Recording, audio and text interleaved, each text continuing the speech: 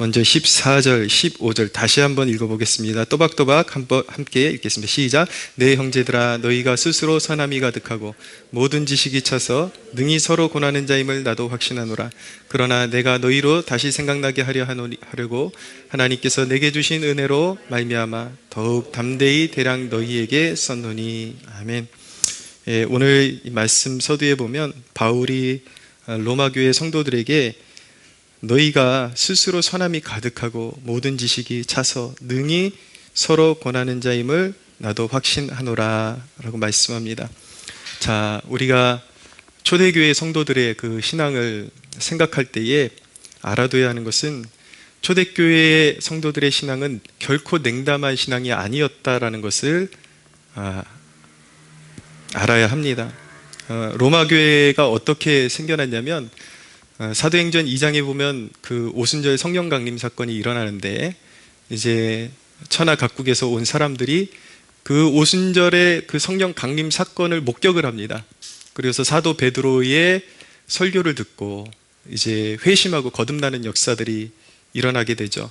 거기서 그 성령의 역사를 보고 사도 베드로의 설교를 듣고 찔림을 받고 그 성령의 새롭게 하시는 능력을 경험한 사람들이 로마로 건너가서 로마 교회를 세웠기 때문에 그들은 말씀으로 말미암은 그 능력, 그 사람의 혼과 영과 관절과 골수를 찔러 쪼개는 하나님의 말씀의 위력을 알았고 그 위에 성령이 임하실 때에 사람이 어떻게 하나님 앞에서 변화받고 새롭게 되는지 그것을 분명히 체험적으로 알고 그것을 복음을 몸으로 습득한 사람들이었기 때문에 오늘날의 이 성도들에 비할 때에 굉장히 비교가 안 될 정도로 마음에 뜨거움이 있었고 그런 확고한 신앙의 간증들이 있었던 사람들이라고 말씀드릴 수가 있습니다. 그래서 그러한 배경 아래서 복음을 배웠기 때문에 로마 교회 성도들도 당연히 복음의 진리에 대해서 체험적으로 알고 그 진리에 대해서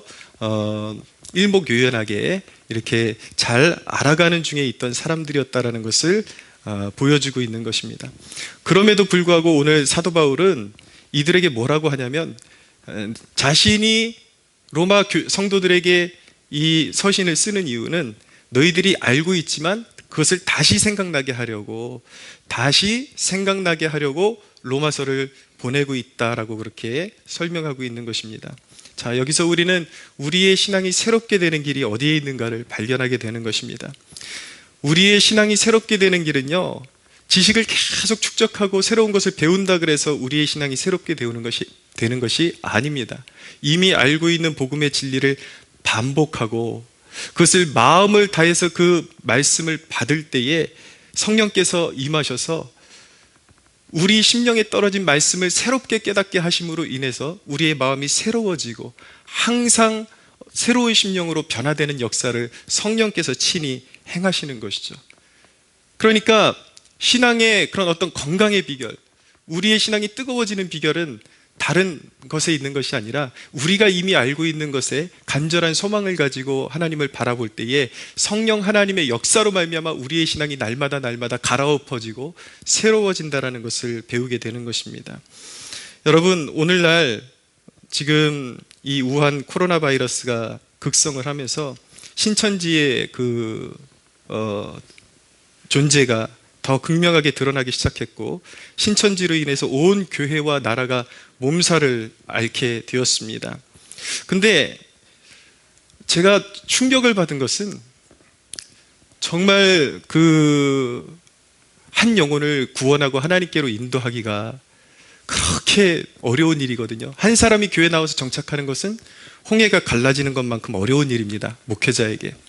근데 제가 충격을 받은 것은 수천 명의 청년들이 군대와 같이 신천지 거기 집회 모임에 앉아가지고 그 교리를 배우고 이만희를 따르는 것을 보면서 제가 굉장히 충격을 받았어요. 그런 줄 알고 있었지만 그들의 일사불란한 모습을 보면서 더 심한 충격을 제가 받게 되었습니다. 근데 여러분, 왜 그런 이단의 사람들이 빠져들게 되는가? 신천지 그 자체는 악이지만은 분명한 것은 또 한 면으로 이단의 존재에 대해 성경이 말씀하기를 진리에 눈 감은 세대에 대한 심판의 도구적인 성격도 있다라고 말씀하고 있습니다. 네. 데살로니가 후서 2장에 보면은 왜 이단에 빠져들어가는가? 그들이 진리를 받지 않고 진리를 사랑하지 않고 미혹을 사랑하기 때문에 하나님께서 그들에게 그 미혹에 빠져들어가게끔 그렇게 하나님께서 그냥 방관하신 거예요. 그 자체로 심판인 것이죠. 그런 성격이 있다라는 것입니다. 어떤 사람들이 그런데 빠져들어갑니까? 물론 우리는 그런 잘못된 종교의 이단에 빠져들어간 사람들에 대해서 애착을 가지고 우리 주위에 그런 사람들이 있다면, 그런 형제가 있다면 우리는 그들을 계도하는데 힘쓸 필요도 있지만, 분명한 것은 왜 그들이 그런 곳에 잘 빠져들어가는가? 대부분 기성교회를 다니다가 신천지에 빠져들어간 사람들의 경우들을 보면은 이곳에서 만족을 하지를 못하는 거예요. 진리가 선포되는데도 불구하고 귀담아 듣지 않고 있다가 무언가 신천지에서 가르치는 것이 새로워 보이고 너무 흥미진진하기 때문에 거기에 쏙쏙쏙쏙 빠져들어가서 결국은 이단의 마수에게 걸려서 자기 영혼을 팔아버리는 그러한 불행 가운데 빠져버리게 되는 것입니다. 여러분, 신앙의 생명력은 기도 생활에서 오는 것입니다. 기도 생활이 빈약하기 때문에 우리가 이미 몰라서 신앙의 능력을 경험하지 못하는 것이 아니라 이미 수없이 진리가 선포되어지고 있는데 그것을 받아서 그것을 말씀을 마음에 품고 기도 생활을 충실하게 하면 성령의 새롭게 하시는 은혜를 날마다 경험할 수 있는데, 기도 생활은 외면한 채 못 듣던 것, 새로운 것들을 찾는 이 세대를 향한 트랩, 덫이 되는 것이 바로 신천지 같은 이단의 극성이라고 말씀드릴 수가 있는 것이죠. 오늘날 성도들 안일한 삶에 젖어서 복음을 들어도 거기에 불이 붙지를 않습니다. 점화되지를 않습니다. 그것이 내 것이 되지를 않는 거예요. 그래서 생명의 길로 접어들지를 못하고 있는 것입니다. 여러분, 생명의 길은 멀리 있지 않습니다. 오늘 선포되어지는 이 말씀에도 생명의 길이 있음을 믿으십시오. 여러분, 오늘 여러분들에게 이 생명의 길이 멀지 않다라는 것을 깨닫고 어떻게 하면 살아계신 하나님의 생명력을 여러분들이 누리고 진정한 구원에 참여할 수 있는가? 미루시면 안 돼요. 오늘 각성하고 여러분들의 마음을 스스로 하나님 앞에 낮추고 오늘 이 단에서 선포되어지는 말씀을 마음으로 받을 때에, 여러분들의 심령 깊은 곳으로 받아들일 때에 여러분들에게 새 영을 부으시는 줄로 믿으시기 바랍니다. 마음을 새롭게 하시고 하나님의 자녀들로 거듭나게 하시는 역사가 성령으로 말미암아 주어진다라는 것을 깨닫기 원합니다. 그러면 첫째로 바울이 그렇게 로마 성도들과 은혜를 나누고 싶었던 이유가 무엇인가? 그것이 바로 이방인들을 향한 바울의 특별한 애정 때문이었다, 애착 때문이었다라는 것을 말씀하고 있습니다. 자, 사도 바울이 그렇게도 로마 교회 성도들을 사모하고 만나고 싶어 했던 이유, 그리고 이 복음을 같이 나누고 싶어 했던 이유에 대해서 자신을 이방인을 제물로 드리는 복음의 제사장 직분을 맡았기 때문에 자기는 이방인에 대한 특별한 애착이 있다라고 그렇게 설명하고 있는 것입니다. 16절을 볼까요? 16절 같이 한번 읽어보겠습니다. 시작. 이 은혜는 곧 나로 이방인을 위하여 그리스도 예수의 일꾼이 되어 하나님의 복음의 제사장 직분을 하게 하사 이방인을 제물로 드리는 것이 성령 안에서 거룩하게 되어 받으실 만하게 하려 하심이라 라고 말씀하고 있습니다. 자신을 이방인을 위한 제사장 직분을 맡은 존재다라고 소개하고 있는 것입니다. 제사장 직분은 무엇입니까? 바로 구약의 동물을, 짐승을 잡아서 하나님 앞에 올려드리는 그러한 제사의 직책을 감당하는 직분을 말하는 것인데, 특별히 희생제물을 올려드리는 일을 말하는 것입니다. 제사장은 하나님 앞에 그냥 제물을 드리는 것이 아니에요. 반드시 흠없는 제물을 드려야 하는 것입니다. 흠없는 제물을 불에 태워서 하나님께 드리는 일을 하는 것이죠. 그것이 원래 예배의 모습이었습니다. 그런데 제물을 태워드린다라는 것은 온 나의 삶을 주님 앞에 헌신해 드린다라는 의미를 가지고 있는 것입니다. 여러분, 기독교 양육의 초점이 어디 있는가? 주님 앞에 거룩한 삶을 드리게 하고 교회를 세우는 일꾼으로 헌신케 하는 일이 바로 기독교 양육에 초점이 있다는 것을 우리가 배우게 됩니다. 디모데후서에 있는 말씀을 제가 좀 읽어드리겠습니다. 디모데후서 3장 17절에 보면 이렇게 말씀합니다. 3장 16절 17절 읽어드리겠습니다. 모든 성경은 하나님의 감동으로 된 것으로 교훈과 책망과 바르게 함과 의로 교육하기 유익하니 이는 하나님의 사람으로 온전하게 하며 모든 선한 일을 행할 능력을 갖추게 함이라 라고 말씀하고 있습니다. 모든 선한 일을 행할 능력을 갖추게 하려 함이라. 바로 이런 사람이 되는 것, 하나님의 영광을 위해서 모든 선한 일을 넉넉히 감당할 수 있는 하나님의 백성으로 세워지는 것, 이것이 하나님이 받기를 원하시는 바로 여러분들의 모습이라는 것을 꼭 기억하셔야 하는 것입니다. 여러분, 제가 예전에 체육관에서 사범생활을 했었거든요. 근데 운동도요, 최소한 1년 정도만 제대로 하면 남을 가르칠 수 있는 수준에 이르게 됩니다. 물론 아직은 좀 많이 부족하지만 보통 운동의 내용들이 1년에서 길면 3년 정도 스승에게 하사를 받으면 그 다음부터는 사실은 더 배울 게 거의 없어요. 모든 고수가 어디서 만들어지는가, 이미 3년 이내로 배운 것들을, 습득한 것들을 이제 얼마만큼 자기가 노련미 있게 연습하느냐, 거기에 달린 것이거든요. 말씀드리고자 하는 것은 세상의 모든 운동의 원리도 적어도 한 3년 정도 배우면 남을 가르칠 수 있게 된다는 것입니다. 복음도 마찬가지입니다. 여러분들이 진정한 그리스도인이라면 여러분들이 떨어지는 그 어느 곳에든지 교회가 생길 정도의 영적인 수준이 되어야 하는 것입니다. 여러분들이 최소한 1년 정도 교회를 다니고 하나님을 섬겼다라고 말할 수 있다면 누구를 만나든지 복음은 이런 거야, 구원의 길은 이런 거야 라고 설명할 수 있어야 되고, 예배는 어떤 마음으로 드려야 되는지, 왜 예배를 드려야 되는지, 그리고 설령 여러분들이 가정하에 목사가 없는 어느 땅에 여러분들이 떨어졌는데 여러분들이 신앙을 가지고 있다, 그러면 목사가 없어도 여러분들이 존재함으로 말미암아 그곳에 교회가 일어날 수 있을 정도가 되어야지 정상인 것입니다. 그런데 여러분, 중요한 것은 무엇이냐면, 참 죄송한 말씀인데 여러분들 가운데는 신앙생활을 벌써 몇 년 내지 십수년을 했음에도 불구하고 복음이 뭔지 설명 못 하시는 분들이 있고, 내가 하나님께 속했는지 아닌지 그것조차도 아리까리 하신 분들이 있어요. 여러분들 죄송합니다. 여러분들 기분 상하게 하려고 하는 것은 아니지만, 여러분 교회 나온다고 해서 천국 가는 것이 아닙니다. 예, 여러분들이 정말 주님을 만났다면, 그리고 주님이 여러분들에게 가르쳐 주신 진리에 동의하고 있다면 여러분들이 무엇을 믿고 있는지 분명히 알고 있어야 돼요. 그런데 십수년을 다녔음에도 불구하고 그 누구에도 복음이 무엇인지 설명할 수 없고 여러분들의 체험에 대해서 설명할 수 없다면 여러분들 미안하지만 아직 구원받은 거 아니에요. 천국 못 가요. 제가 이렇게 여러분들에게 솔직하게 말씀드리는 이유를 이해할 수 있었으면 좋겠습니다.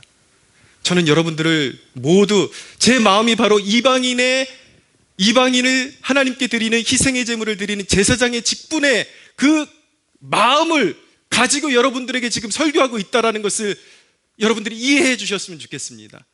저는 여기 모인 여러분들 중에 한 사람도 영혼을 잃어버리지 않고 함께 천국에 입성하기를 소원합니다. 할렐루야. 여러분들 반성하셔야 돼요. 각성하셔야 돼요. 여러분들 일주일 동안 떨어져서 여러분들이 마음대로 살다가 그냥 종교 행사하러 와서 이곳에 와서 목사의 설교 듣고 예배 드리면 그래도 천국 문이 열리지 않을까? 안 열려요. 미안하지만 안 열려요. 그러나 여러분, 영생의 길은 멀리 있지 않습니다. 영생의 길은 어디 있는가?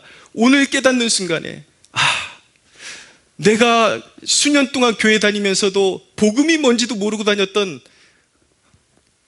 그런 가라지와 같은, 알곡이 아니라 가라지와 같은 교인이었구나. 그것을 깨닫는다면 여러분도 오늘 주님 앞에 헌신하시면 되는 것입니다.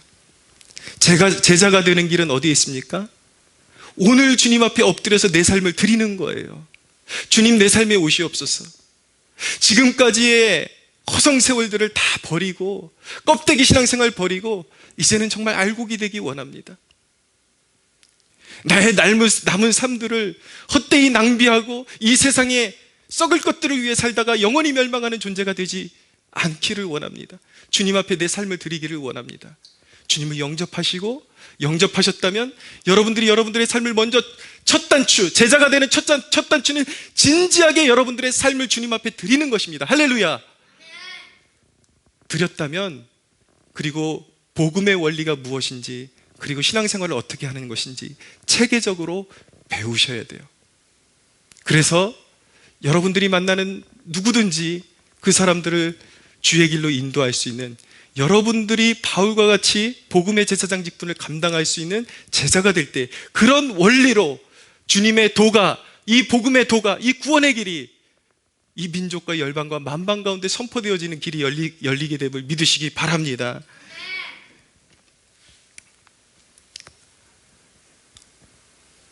여러분, 오늘 말씀에서 바울이 이방인들을 순종하도록, 주님의 말씀에 순종하도록 이끌었던 가르침의 통로들에 대해서 깨닫게 해주고 있습니다. 바울이 복음의 진리를 이방인들에게 깨우치기 위해서 그가 활용했던 도구들이 무엇인가? 세 가지가 있는데, 자, 18절을 보십시오. 18절 같이 한번 읽어보겠습니다. 시작. 그리스도께서 이방인들을 순종하게 하기 위하여 나를 통하여 역사하신 것 외에는 내가 감히 말하지 아니하노라. 그 일은 말과 행위로 되었다. 거기까지. 자, 첫째, 바울의 가르침의 통로는 말이었다라고 말씀하고 있습니다. 말씀을 말하는 것입니다. 그리스도의 복음을 선포하고 양육하는 것, 가르치는 것, 이것이 복음의 진리예요. 말씀을 통해서 바울은 복음의 진리를 설명했던 것입니다. 두 번째로, 바울이 가르쳤던 통로가 무엇이냐면 행위로 된 것이다. 바울 자신의 행위로 된 것이다 라고 말씀하고 있습니다. 잘 들으셔야 됩니다. 말은 복음에 있어서 본질이에요. 설교단에서 말로 설명하지 않습니까? 이게 복음의 본질을 설명하는 거예요. 그런데 우리의 착한 행실은 무엇에 해당하는가? 우리가 배우는 이 본질이 거짓말이 아니라 진짜다라는 것을 증거하는 것이 바로 행위인 것입니다. 여러분, 우리가 하나님을 섬긴다고 하면서 우리가 일상을 살아가는데 사람들 앞에 시덥지 않은 소리들 틱틱 해대고 말에 신뢰감이 생기지를 않고 신앙에 걸핏하면 타협하고 하나님 두려워할 줄 모르고 우리가 가진 것으로 선을 베풀지 않는다면 누가 우리를 보면서, 우리의 행동을 보면서 하나님 살아계심을 믿겠냐는 거예요. 우리가 적어도 하나님 살아계셔, 예수님은 진실하셔 라고 사람들에게 말할 수 있으려면 우리의 행위 또한, 우리는 여전히 죄인입니다. 여전히 연약한 죄인이지만 그럴지라도 할 수 있는 한 우리의 행실이 진실해야 한다라는 것입니다. 할렐루야. 마태복음 5장 16절에 보면 이같이 너희 빛이 사람 앞에 비치게 하여 그들로 너희 착한 행실을 보고 하늘에 계신 너희 아버지께 영광을 돌리게 하라. 우리 행실이 우리가 선언하는 말씀의 진실됨을 보여준다라는 뜻인 것입니다.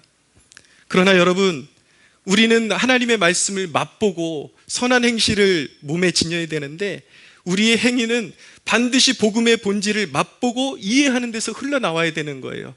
그냥 인간적인 착함, 인간적인 선함이 아니라 주님이 원하시는 선, 주님이 원하시는 행위, 이것을 주님 앞에 올려드려야 한다는 것입니다. 이것이 왜 중요합니까? 이 세상에, 우리가 사는 세상에는 인간이 보기에는 그럴듯하지만 가짜 선함, 가짜 행함도 있기 때문인 것입니다. 오늘날 이 사회 가운데 여러분들 들어보셨을지 모르겠지만 소수자 운동이라는 것이 있습니다. 사회적 소수자, 약자들을 우리가 품어야 된다. 사회적 약자라는 그런 용어들을 써요. 근데 여러분, 어떻게 보면은 사회에 굉장히 약한 사람들을 돕자라는 용어처럼 보이지만은 이 용어들의 귀결은 동성애자들을 옹호하는 것, 그리고 사람의 생명을 경히 여기는 낙태를 옹호하는 그러한 쪽으로 귀결되고 있다는 것을 알아야 되는 것입니다. 그래서 100% 그렇다라고는 말할 수 없지만 오늘날 사회주의자들이 말하는 소수자 운동, 사회적 약자, 이런 용어들은요, 사실은 이념적인 성향이 굉장히 강하다라는 것을 알아야 하는 것입니다. 그래서 우리 그리스도인들이 세상에 살아갈 때에 세상이 추구하는 선이라는 것이 과연 하나님께서 원하시는 선이요, 우리가 받아들일 수 있는 선인지 분별할 수 있는 지식과 지혜를 가지고, 하나님께서 우리에게 원하시는 것은 세상 사람들이 원하는 그러한 것이 아니라, 왜곡된 선이 아니라 하나님의 성품을 닮아가는 데서 오는 진실한 선임을 꼭 알아둘 수 있는 여러분들 되시기를 축복합니다.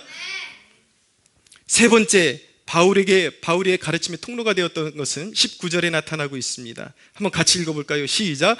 표적과 기사의 능력으로, 성령의 능력으로 이루어졌으며, 그리하여 내가 예루살렘으로부터 두루 행하여 일루리곤까지 그리스도의 복음을 편만하게 전하였노라.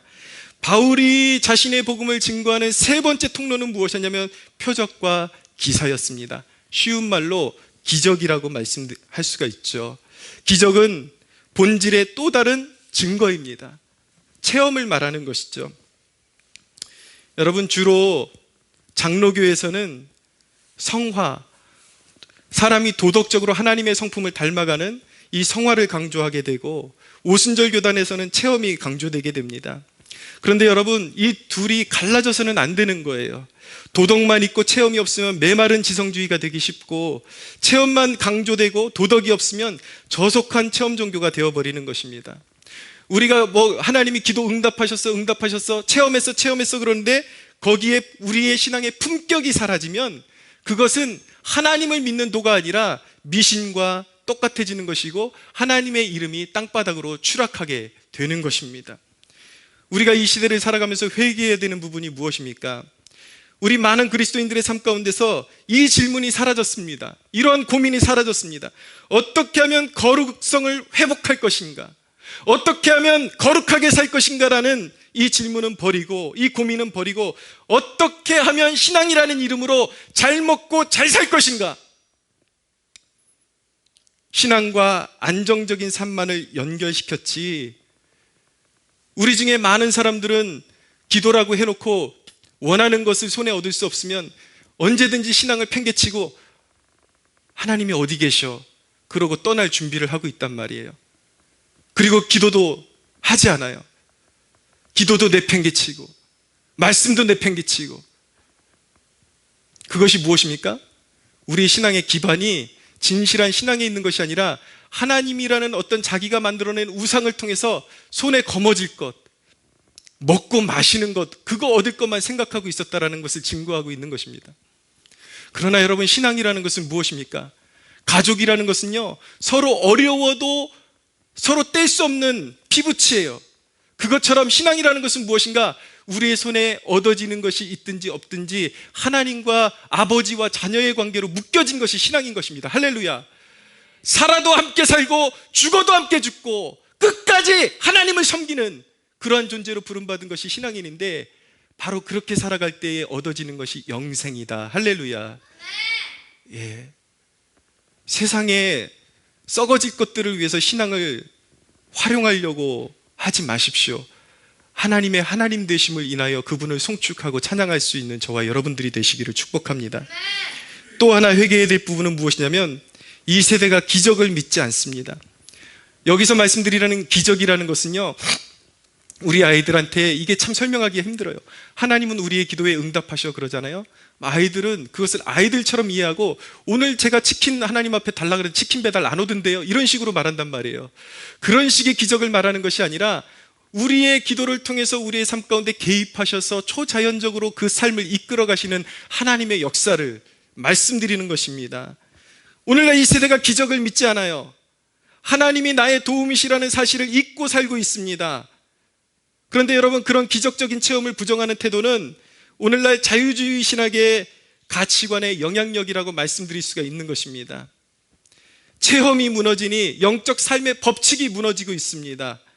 하나님을 우선시하고 높이면 하나님이 도우신다라는 그 개념이 없으니까, 하나님이 직접적으로 나를 도우신다라는 사실을 알지 못하니까 하나님께 구하지 않아요. 내 뜻대로 살아요. 여러분, 죄의 본질이 무엇인지 아십니까? 하나님을 의지해서 살지 않는 것이 죄의 본질인 것입니다. 여러분, 출애굽기에 보면은 안식일을 제정하신 하나님의 목적과 의미에 대해 설명해 주고 있는데, 하나님께서 왜 안식일을 떼어서 하나님을 예배하라고 명령을 하셨는가? 그 이유에 대해서 하나님의 백성들이 진정으로 말씀을 지키는지 안 지키는지 보고자 하심이라고 말씀하셨습니다. 하나님이 약속하신 것은, 하나님의 약속을 믿고 말씀을 지키면 하나님께서 안식일을 지킬 때에 안식일에 양식을 거두러 나가지 않아도 하나님께서 그 안식일에 먹어야 될 양식과 그 다음날 먹어야 될 양식까지 충분히 주시겠다라고, 이틀치 양식을 주시겠다라고 약속하셨어요. 그리고 진정으로 하나님의 말씀을 믿고 안식일날 양식을 거두러 나가지 말라고 말씀하신 것은 무엇이냐면, 하나님의 말씀을 어기고 나가봤자 거둘 것이 없다라는 뜻을 가지고 있는 것입니다. 이 대목의 요점은 무엇인가? 하나님의 말씀의 절대 가치를 실천하면 하나님의 도움과 공급을 얻게 된다라는 것입니다. 할렐루야. 그러나 하나님의 말씀을 무시하면 얻은 것 같지만, 손에 쥔 것 같지만 다 지푸라기 같고 바람에 날아가는 겨와 같은 그런 존재가 될 것이라는 것입니다. 사랑하는 여러분, 하나님 앞에 안식일에 하나님의 명령을 여러분들의 생명처럼 지킬 수 있는 여러분들 되시기를 축복합니다. 하나님의 말씀에 순종하는 것이 축복이에요. 여러분들이 아무리 손에 얻어도 그것이, 여러분 만 가지를 손에 가지고 있어봤자 그것을 누릴 수 있는 분복이 되지 않는다면 여러분 것이 아니에요. 한 가지를 갖고 있다 할지라도 하나님이 여러분들을 축복하셔서 그것을 누릴 수 있는 분복을 준다면 그것이 진정한 축복임을 믿으시기 바랍니다. 여러분, 저는 믿습니다. 청년들이, 오늘날 방황하는 청년들, 왜 청년들이 세상에서 방황하고 있습니까? 이것을 모르는 거예요. 하나님께 헌신하고 하나님의 뜻대로 산다면 손해보는 것 같지만 하나님이 그 길을 인정하시고 하나님께서 축복하신다라는 것을 모르기 때문에, 이것은 부모들의 죄악도 너무나도 큰 죄악인 것입니다. 자기는 신앙생활하고 자기 자식들은 세상에서 성공해야 되기 때문에 일단 급한 불부터 끄고 보자. 너는 학원 다녀라. 너는 세상에서 공부 잘해라. 그래서 오늘날 우리 자식들, 생떼 같은 우리 자식들의 영혼을 세상에 다 팔아먹은 그리스도인들, 이것이 그리스도인들의 죄악인 것입니다. 사랑하는 여러분, 오늘날 청년들이 하나님의 뜻대로 순종하는 백성들을 축복하신다라는 이 원리를 알고 하나님의 품으로 돌아온다면 세상에 구걸하는 삶이 아닌 압도하는 삶을 살게 될 것임을 믿으시기 바랍니다. 우리의 의무는 세상 한가운데서 하나님의 이름을 높여드리는 것입니다. 거룩한 삶으로 하나님을 경험하고 우리가 체험한 하나님을 세상에 증언하는 삶으로 말미암아 거룩하신 하나님을 높여드리는 것이 우리를 부르신 하나님의 뜻인 것입니다. 우리가 그 어떤 능력보다 사모해야 하는 것은 말씀이 우리의 마음을 변화시키는 성령의 능력으로 임하게 해달라는 소원함이 우리에게 있어야 할 줄로 믿습니다. 할렐루야. 진정한 기적은 무엇인지 아십니까? 말씀으로 변화받는 거예요. 여러분들 진정으로 영적인 축복을 받고 싶습니까? 그러면 여러분 물질적인 것부터 구하지 말고 여러분들의 마음이 하나님의 말씀을 알아들을 수 있는 귀가 열릴 수 있게 해달라고 기도하는 여러분들 되시기를 바랍니다. 완고한 여러분들의 마음, 완고한 우리의 생각들이 깨어지고 하나님의 말씀이 진리임을 깨닫고 복종하게 되는 것, 그것이 바로 성령의 능력이요 기적 중의 기적임을 우리는 깨달을 수 있는 축복을 소유할 수가 있어야 하는 것입니다. 사랑하는 여러분, 하나님은 능력이십니다. 기독교는 복음은 능력입니다. 하나님은 살아계십니다.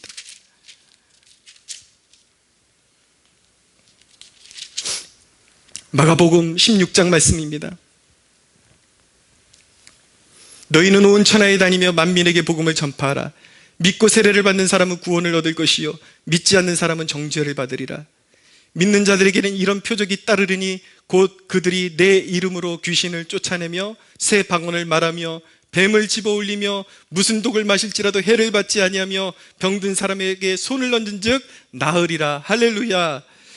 우리는 죽은 하나님을 섬기는 것이 아니라 사람이 이론으로 만들어낸 그런 신을 섬기는 것이 아니라 우리에게 말씀하시는 하나님, 살아 역사하시는 하나님, 오늘도 살아서 기적을 일으키시는 하나님을 믿으시기 바랍니다. 우리는 살아계신 하나님을 섬기는 거예요. 여러분, 믿음을 가지시되 죽은 자를 섬기는 것처럼 믿지 마시고 살아계신 하나님을 섬기듯이 그렇게 항상 하나님을 높여드리고 하나님 앞에 여러분들의 모든 마음을 쏟아붓는 여러분들 되시기를 축복합니다. 여러분, 마지막으로 한 가지 적용하고 말씀드리겠습니다. 이방인을 거룩한 제물로 하나님 앞에 드리고 싶은 바울의 마음과 그리고 복음의 교훈을 더 선명하게 받고자 하는 로마 성도들의 마음이 바로 우리에게 필요합니다. 이 마음과 마음이 만날 때 우리는 온전한 성도로 세워지며 복음의 능력이 이곳에 역사하게 되며 성령의 역사로 말미암아 마지막 시대의 복음의 생명력을 전염시키는 교회로, 성도로 우리가 세움을 받게 될 것을 믿으시기 바랍니다. 이 은혜 소유하시고 여러분들 이 예배가 정말 여러분들의 삶 가운데 중요한 인생의 그 변화의 계기가 되고 살아계신 하나님께로 여러분들의 삶을 던지는 그런 복된 기회의 장이 되기를 예수 그리스도의 이름으로 축복합니다. 하나님께 영광의 박수 올려드리겠습니다.